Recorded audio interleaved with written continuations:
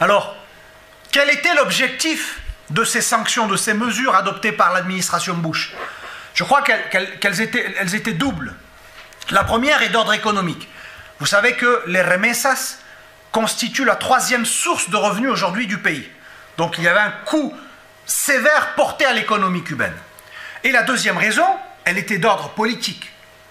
Vous savez que n'importe quel Cubain qui émigre vers les États-Unis est automatiquement considéré comme étant un exilé politique. Un Mexicain, un Haïtien, un Jamaïcain, un Salvadorien, un Costaricien, ce sont tous des émigrés économiques.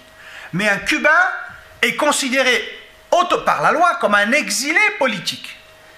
D'ailleurs, il y a une loi qui existe, comme vous le savez, la loi d'ajustement cubain qui a été adoptée en novembre 1966. C'est une loi d'une page et demie et qui stipule que tout Cubain qui entre légalement ou illégalement aux États-Unis, pacifiquement ou par la violence, obtient automatiquement, au bout d'1 an et 1 jour, la résidence permanente et diverses aides sociales, notamment en matière de logement, de sécurité sociale et de travail.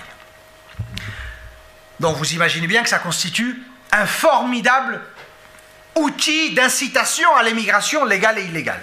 C'est d'ailleurs la raison pour laquelle, aujourd'hui, aux États-Unis, il n'y a pas un seul Cubain en situation illégale.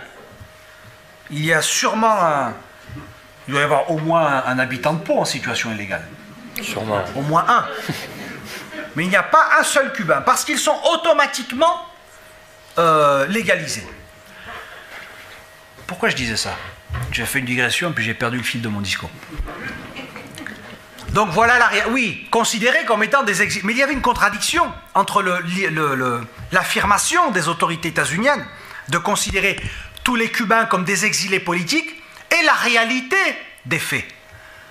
Avant l'adoption des mesures restrictives de mai 2004, la minorité des États-Unis qui se rendait le plus souvent dans son pays d'origine, c'était les Cubains. Il y a là une contradiction. On n'imagine pas un exilé politique espagnol sous la dictature de Franco rentrer 2 fois par an en Espagne pour passer des vacances. On n'imagine pas un exilé politique chilien sous Pinochet rentrer plusieurs fois par an pour passer des vacances au Chili. On n'imagine pas non plus un exilé politique argentin sous la dictature des militaires rentrer plusieurs fois par an dans son pays d'origine. Or, les Cubains constituaient la minorité des États-Unis qui se rendaient le plus souvent dans son pays d'origine.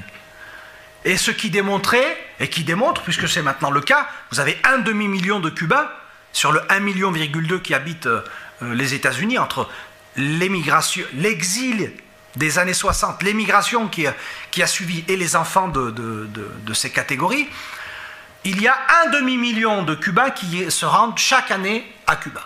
Donc qu'est-ce que cela démontrait? Cela démontre que l'immense majorité de la communauté cubaine des États-Unis est composée d'émigrés économiques qui aspirent à avoir des relations normales et pacifiques avec sa patrie d'origine.